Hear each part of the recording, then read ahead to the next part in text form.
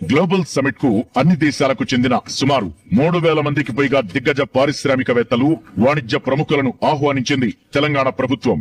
Bharat future సిటీలో Bollywood hero Ajay Devgan ప్రపంచ స్థాయి ఫిల్మ్ సిటీని ఏర్పాటు చేసేందుకు ముందుకొచ్చారు. గ్లోబల్ సమిట్ లోనే ఇందుకు సంబంధించి తెలంగాణ ప్రభుత్వంతో అవగాహన ఒప్పందం చేసుకోనున్నారు. ఇక ఇప్పటికే మరో బాలీవుడ్ నటుడు సల్మాన్ ఖాన్ కు ఫిల్మ్ సిటీ ఏర్పాటు కోసం ప్రభుత్వం ఇక్కడ భూమిని కేటాయించింది. రిలయన్స్ గ్రూప్ అనుబంధ సంస్థ వంతారా కూడా తెలంగాణలో పెట్టుబడులు పెట్టేందుకు ఆసక్తి చూపుతోంది. వంతారా ప్రాజెక్ట్ రాష్ట్ర పర్యాటక రంగానికి కొత్త ఊపు ఇస్తుందని ప్రభుత్వం భావిస్తోంది. వీటితో పాటు విలాసవంతమైన క్యాటరింగ్ సేవలకు పేరుగాంచిన ఫుడ్లింక్ F&B హోల్డింగ్స్ కంపెనీ 3000 కోట్ల పెట్టుబడితో ఫ్యూచర్ సిటీలో 3 స్టార్ హోటళ్లను నిర్మించనుంది. దీనికి సంబంధించిన ఒప్పందం కూడా సదస్సులోనే జరగనుంది. దీంతో భారత్ ఫ్యూచర్ సిటీలో మౌలిక వసతుల ఏర్పాటుకు, విద్య, ఉద్యోగ ఉపాధి అవకాశాలకు కేంద్ర బిందువు కానుందని అధికారులు చెబుతున్నారు.